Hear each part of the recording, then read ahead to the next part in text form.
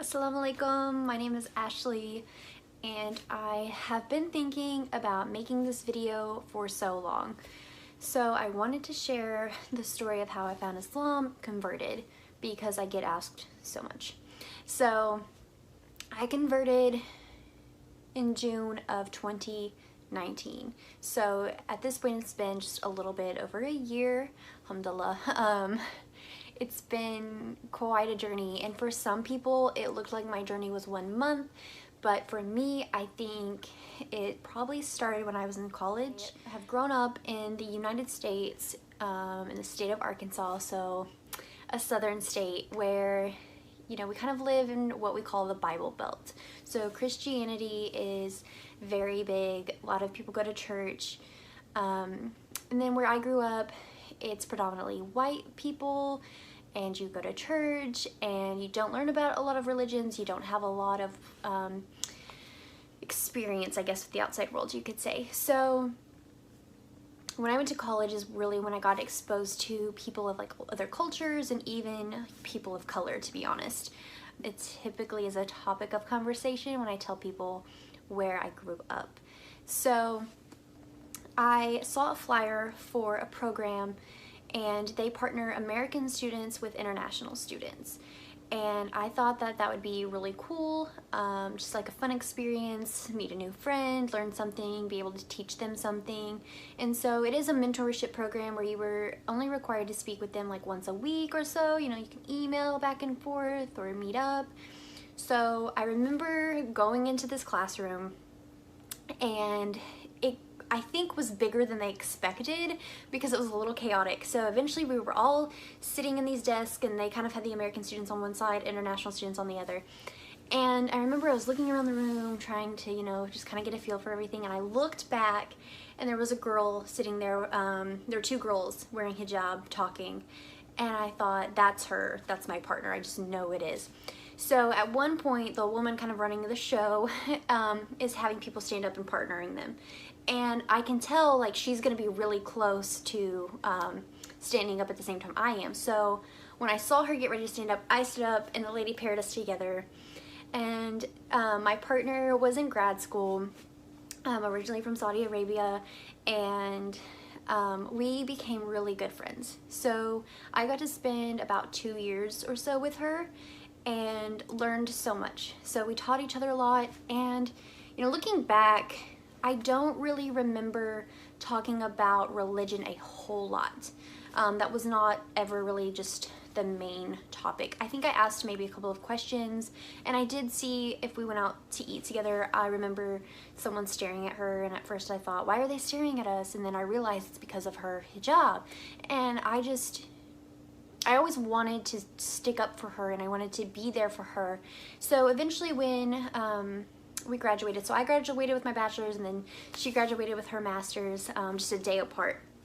She left, and then that following January I was in grad school, and the night before World Hijab Day, so World Hijab Day is February 1st every year, so the night before I find out about it, right, so I think Facebook. So I decided to take part in World Hijab Day. So I watched YouTube videos, and it's so funny to me looking back because I think one of the first videos I ever watched was by Lena Snowbar. Her handle is with Lovely. I took an infinity scarf I had from my closet. I practiced, and it's so funny because looking back now, I actually reached out to somebody who had converted, and I said, hey, does this look okay? And she said, yeah, that looks great. So I did my best to recreate it the next morning, and I remember reaching for the door handle to leave my apartment, and I hesitated, and I thought, I've never hesitated before. I've been self-conscious about, you know, outfits and things like that, and getting ready, and you know, how my hair looked. And I thought, I don't know how I'm going to be treated today. But I was kind of trying to prepare myself to handle anything that came at me, I guess you could say. So I did get some funny looks because I was a graduate assistant, so I did have a job on campus, and so everybody's like, you know, what are you doing? And then some people were like, oh, I wish I had known so I could participate too. So I had a really good day. I posted on social media and got a lot of positive feedback, especially from other Muslims. They really appreciated it. So I really threw myself into some research about World Hijab Day, and I wanted to become an ambassador. So that following year, I became an ambassador. I think that was 2017, and I ended up moving to a larger area, larger city, but still kind of small for Arkansas. But the next year, so 2018, I said I want to hold my own event in the city. So I had told some girls at the college or at the university that I wanted to hold this event. So they said something to some women at the mosque who got in contact with me and said, hey, we want to help you. So when we had a little meeting, and I remember I went to a small mosque that's kind of used for like classes and things like that. And I go in and I talk to this man and I told him who I was waiting for. He went back in a room because he was doing something, and he comes back out and he offers me a snack and he shows me where the restroom is, and I come back out from the restroom and he offers me a piece of pie, and he kept like, you know, just going back and forth like he wanted to talk to me but he wasn't sure. And at one point he said, here you go, and he gives me a calendar with like pictures of mosques, and I thought, well, that's really cool.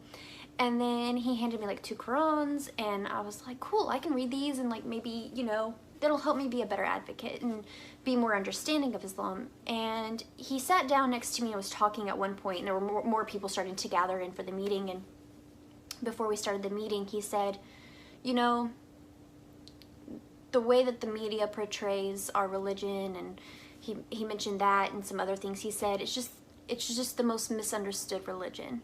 And that really stuck with me.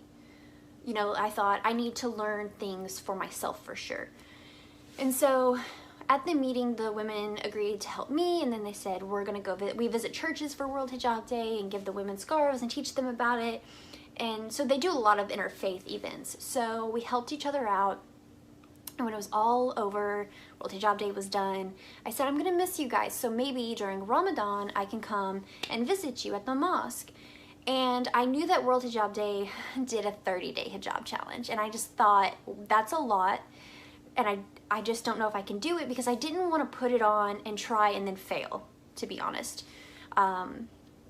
So I thought about it for a while. I had a few months, because Ramadan was in, I think, April that year, and I decided to do it. And I thought, if I'm going to do the 30-day hijab challenge and I'm going to visit them at the mosque, I might as well fast as well. So I wore the hijab as much as I could out and about. I let work know, hey, I'm going to be wearing this. And I was at the mosque almost every night. There were a couple of nights I couldn't go because of work, because I was traveling at the time. And I noticed about a week or so, in maybe 2 weeks, as I was learning more, I could feel this change happening. And no one ever pushed me or anything. They just said, hey, if you have any questions, let us know. Or if something was going on that maybe I wouldn't have known why it was happening or what it was exactly, somebody would offer up the information. And I eventually asked my friend to teach me how to pray. And I was like reading the Quran. I would get up for suhoor and like watch people's stories, and I was like trying to learn about Islam. And that Lena came back around, the women from the Salam Girl podcast, I discovered them. And so there was just so much going on. I was learning so much, and I was just really trying to dive into it, and I wanted to be a better advocate was really what my goal had been. But by the end of it, I was really falling in love with the religion. So one night, I'm at the mosque, it's toward the end of Ramadan, everyone's praying and I'm watching and I'm reading the Quran, and I was actually still toward the beginning of the Quran when God is actually speaking to Mary about Jesus and having a baby.